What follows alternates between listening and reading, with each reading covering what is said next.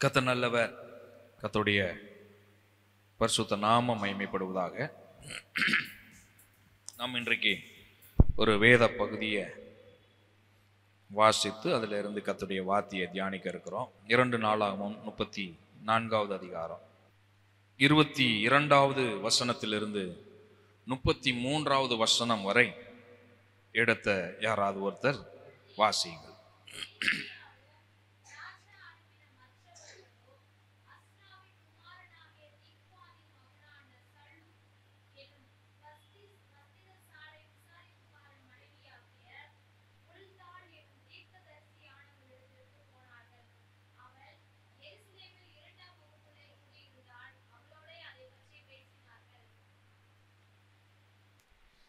அவள் இவர்களை நோக்கி, உங்களை என்னிடத்தில் அனுப்பினவருக்கு நீங்கள் சொல்ல வேண்டியது என்னவென்றால், இஸ்ரவேலின் தேவனாகிய கர்த்தர் உரைக்கிறதாவது, இதோ யூதாவின் ராஜாவுக்கு முன்பாக வாசிக்கப்பட்ட புஸ்தகத்தில் எழுதியிருக்கிற சகல சாபங்களும் ஆகிய பொல்லாப்பை நான் இந்த ஸ்தலத்தின் மேலும் இதன் குடிகளின் மேலும் வரப்பண்ணுவேன்.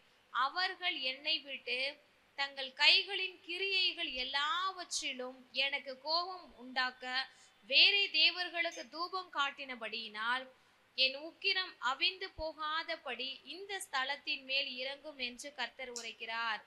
கர்த்தரிடத்தில் விசாரிக்கிறதற்கு உங்களை அனுப்பின யூதாவின் ராஜாவினிடத்தில் நீங்கள் போய், நீ கேட்ட வார்த்தைகளை குறித்து இஸ்ரவேலின் தேவனாகிய கர்த்தர் சொல்லுகிறது என்னவென்றால், இந்த ஸ்தலத்திற்கும் அதன் குடிகளுக்கும் விரோதமாக தேவன் சொன்ன அவருடைய வார்த்தைகளை நீ கேட்கையில் உன் இருதயம் இளகி, எனக்கு முன்பாக நீ உன்னை தாழ்த்தி எனக்கு முன்பாக பணிந்து உன் வஸ்திரங்களை கிழித்து கொண்டு எனக்கு முன்பாக அழுதபடியினால் நானும் உன் விண்ணப்பத்தை கேட்டேன் என்று கர்த்தர் சொல்லுகிறார்.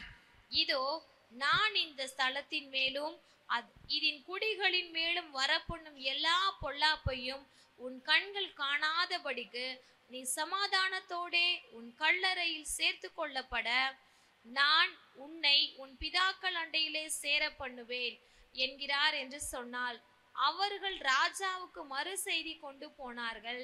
அப்பொழுது ராஜா யூதாவிலும் எருசலேமிலும் உள்ள மூப்பரை எல்லாம் அழைப்பித்து கூடி வர செய்து, ராஜாவும் சகல யூதா மனுஷரும் எருசலேமின் குடிகளும் ஆசாரியரும் லேவியரும் பெரியோர் முதல் சிறியோர் மட்டும் உள்ள சகலருமாய் கர்த்தருடைய ஆலயத்துக்கு போனார்கள். கர்த்தருடைய ஆலயத்திலே கண்டெடுக்கப்பட்ட உடன்படிக்கை புஸ்தகத்தின் வார்த்தைகளை எல்லாம் அவர்கள் காதுகள் கேட்க வாசித்தான்.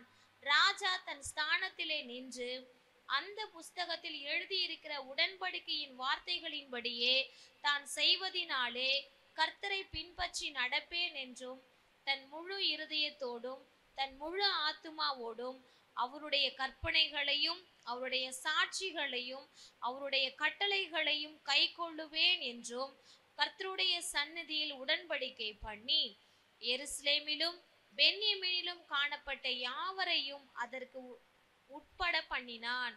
அப்படியே எருசலேமின் குடிகள் தங்கள் பிதாக்களின் தேவனாகிய அந்த தேவனுடைய உடன்படிக்கையின்படியே செய்தார்கள். யோசியா இஸ்ரவேல் புத்திரருடைய தேசங்கள் எங்கும் உண்டான அருவருப்புகளை எல்லாம் அகற்றி இஸ்ரவேலிலே காணப்பட்டவைகள் எல்லாம் தங்கள் தேவனாகிய கர்த்தரை சேவிக்கும்படி செய்தான். அவன் உயிரோடு இருந்த நாளெல்லாம் அவர்கள் தங்கள் பிதாக்களின் தேவனாகிய கர்த்தரை விட்டு பின்வாங்கினதில்லை. ஆமென். கர்த்தருடைய பரிசுத்த நாமம் மகிமைப்படுவதாக.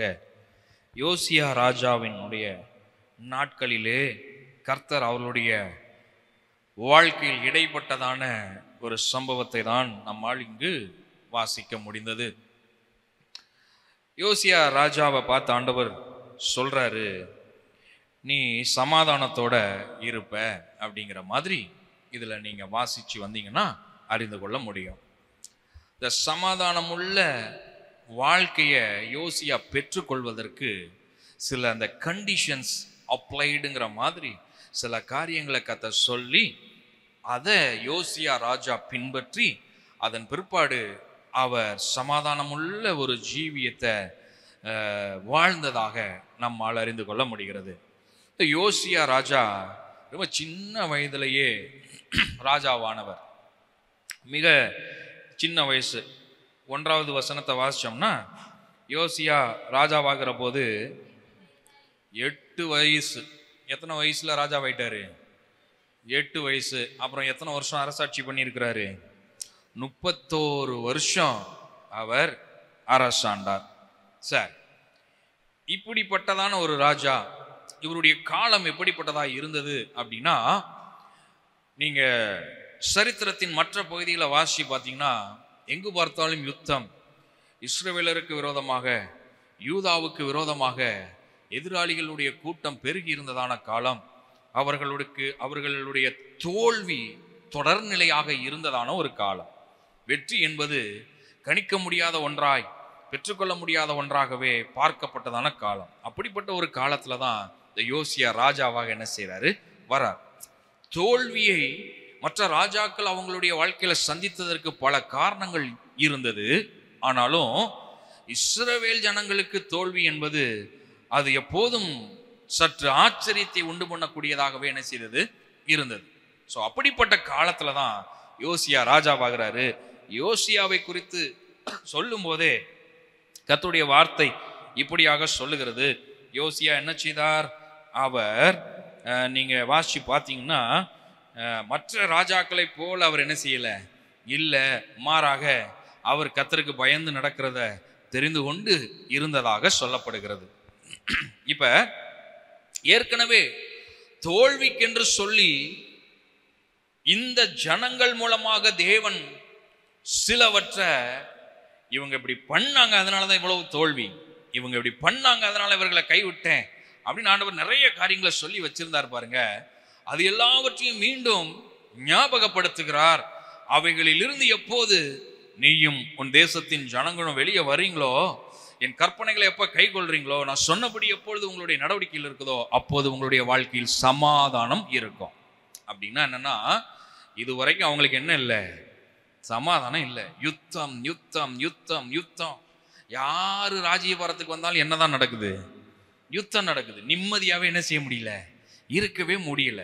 ஆண்டவர் சொல்றாரு, ஒரு ராஜா நிம்மதியா இருந்தா தேசம் எப்படி இருக்கும்? நிம்மதியா இருக்கும். தேசம் நிம்மதியா இருக்கணும்னா ராஜாவில இருந்து அது என்ன செய்ய வேண்டியிருக்கு? துவங்க வேண்டியிருக்கு. ஆகையினால் நான் உனக்கு முதல்ல என்ன செய்யறேன்? சமாதானத்தை தரேன்.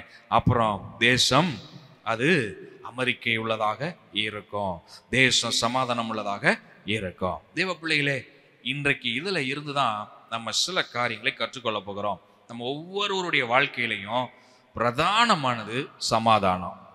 எத்தனை பேர் ஆமென் சொல்றீங்க? ஹல்லேலூயா. Peace of mind is very, very important. A life with peace is very important. சமாதானம் உள்ள வாழ்க்கை, சமாதானம் உள்ளதான இருதயம், இது ஒவ்வொரு மனிதனுக்கும் மிக மிக அவசியமானது. அல்லேலூயா. நம்ம உலக நடைமுறை வார்த்தையில சொல்லணும்னா நிம்மதி. இன்னைக்கு எல்லா மனிதர்களும் ஓடுகிறார்கள். எதற்கு தெரியுமா? நிம்மதியை தேடி ஓடுகிறார்கள்.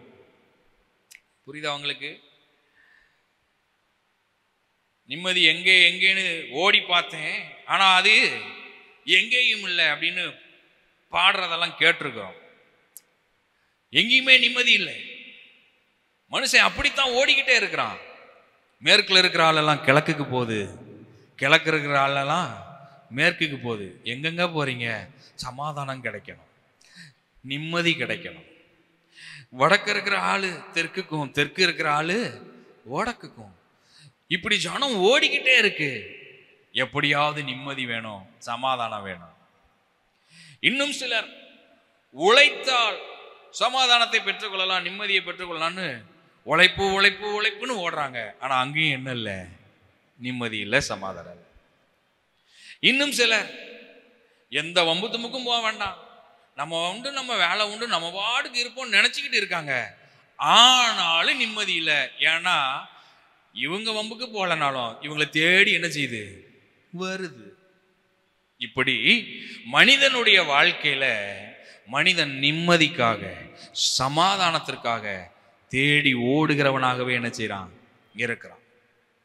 இன்றைக்கு கர்த்தரை ஆராதிக்கும்படி வந்திருக்கிறதான கர்த்தருடைய பிள்ளைகளுக்கு நற்செய்தி என்னன்னா, ஒரு மனிதனுடைய வாழ்க்கையில சமாதானத்தை அருளி செய்கிறவர் இயேசு மாத்திரமே. அல்லேலூயா. இயேசுதான் ஒரு மனிதனுக்கு சமாதானத்தை கொடுக்க முடியும். இயேசுதான் ஒரு மனிதனுக்கு நிம்மதியான வாழ்வை கட்டளையிட முடியும். ஆமென். இந்த யோசியா ராஜாவுடைய நாட்கள்ல ஜனமெல்லாம் சமாதானமற்றுதான் இருக்கிறது, தேசமெல்லாம் நிம்மதியற்றதாக காணப்படுகிறது. இதுவரைக்கும் வந்ததான எல்லா ராஜாக்களுமே நிம்மதியற்றவர்களாய், சமாதானமற்றவர்களாய், சண்டை, பிரச்சனை, போராட்டம், சிறையிருப்பு, இப்படி அனைத்து காரியங்களையும் கடந்துதான் வந்து கொண்டிருந்தார்கள். அப்படிப்பட்ட சூழல்ல தான் யோசியாவினுடைய அரசாட்சியின் போது கர்த்தர் சமாதானத்தை உண்டு பண்ணினார். அல்லேலூயா, அல்லேலூயா. இந்த சமாதானமுள்ள வாழ்க்கைய வாழ வேண்டுமானால் யோசியா ராஜா செய்தது போல நாமும் சில காரியங்களை செய்ய வேண்டும். அப்படின்னா வாழ்க்கை சமாதானம் உள்ளதாக இருக்கும். அல்லேலூயா. தேவ பிள்ளையே, சமாதானமா வாழணும் அப்படின்னு நீங்க நினைச்சீங்கன்னா, சும்மாவே இருக்கிறதுனால, இல்லை நான் எதுவுமே பண்ணாம எந்த இதுக்கும் போகாம நான் பாட்டுக்கு இருந்தனாலே சமாதானமா இருந்தெல்லாம் நினைக்கிறோம்ல, அப்படி அல்ல.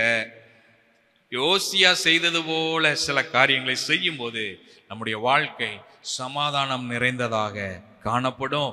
சமாதானமுள்ள வாழ்க்கையை தேவன் நமக்கு கட்டி எழுப்புவார். அல்லேலூயா, அல்லேலூயா. ஆம், குடும்பம் சமாதானம் ரொம்ப அவசியம். ஆமே, ஆமா. வேலை செய்கிற வேலையில சமாதானம் ரொம்ப அவசியம். நீங்க வேலை செய்யற ஸ்தலத்துல சமாதானமே இல்லை, தினந்தோறும் காலையில வேலைக்கு போறதுக்கு உங்களுக்கு இஷ்டம் இருக்குமா? சொல்லுங்க. கண்டிப்பா வெறுப்பு வந்துடும். இப்படி ஒரு வேலையை வாழ்க்கையில செய்யணுமா அப்படின்னு வெறுப்பு வந்துடும். தொழில் செய்றீங்க, தொழில ஒரு சமாதானமே இல்லை, அந்த தொழில தொடர்ந்து செய்யணுமாங்கிறதான வெறுப்பு என்ன செஞ்சிருது, வந்துருது. யோசிச்சு பாருங்க. அப்ப சமாதானம் எத்தனை பிரதானமானதாய் இருக்கிறது. இந்த சமாதானத்தை பெற்றுக்கொள்ள வேண்டுமானால் யோசியா ராஜாவை போல நாமும் சில காரியங்களை பின்பற்றும் போது அந்த சமாதானத்தை நம்மால் பெற்றுக்கொள்ள முடியும். மிக வேகமாய் ஒவ்வொன்றாய் நான் உங்களுக்கு காண்பித்து கொடுக்க விரும்புகிறேன். வாசிக்கலாம் மீண்டும். 2 நாளாகமம் 34:30 வாசிங்க.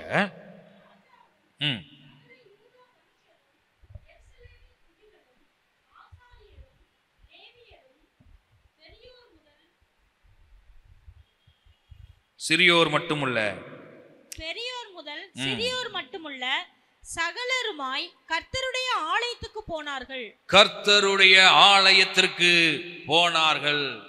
யாரு? பெரியோரும் சிறியோரும். பாஸ்டர் மாத்திரம் சர்ச்சைக்கு போகட்டும், அவருக்கு மாத்திரம் சமாதானம், அப்படியா?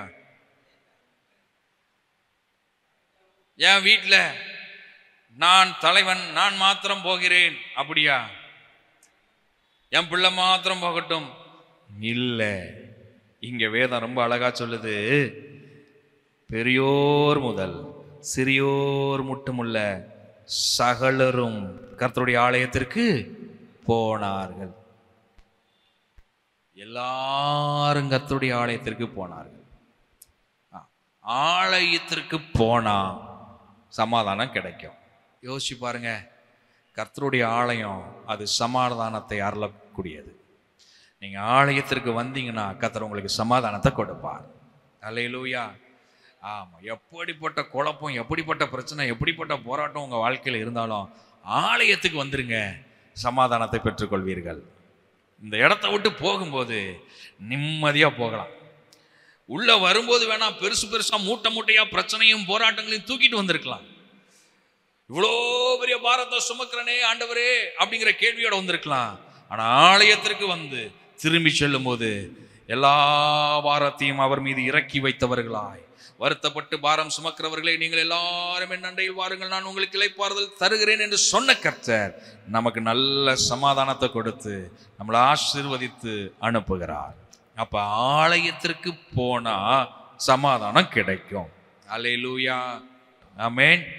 2 நாளாகமம் 34 30 பிற்பகுதியை நம்ம வாசிச்சோம்னா, ஆலயத்துக்கு போனார்கள்.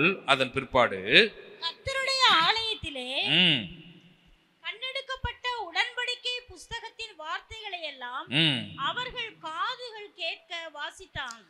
காதுகள் கேட்க வாசித்தான். நியாயப்பிரமாண புஸ்தகத்தை வாசித்தார்கள்.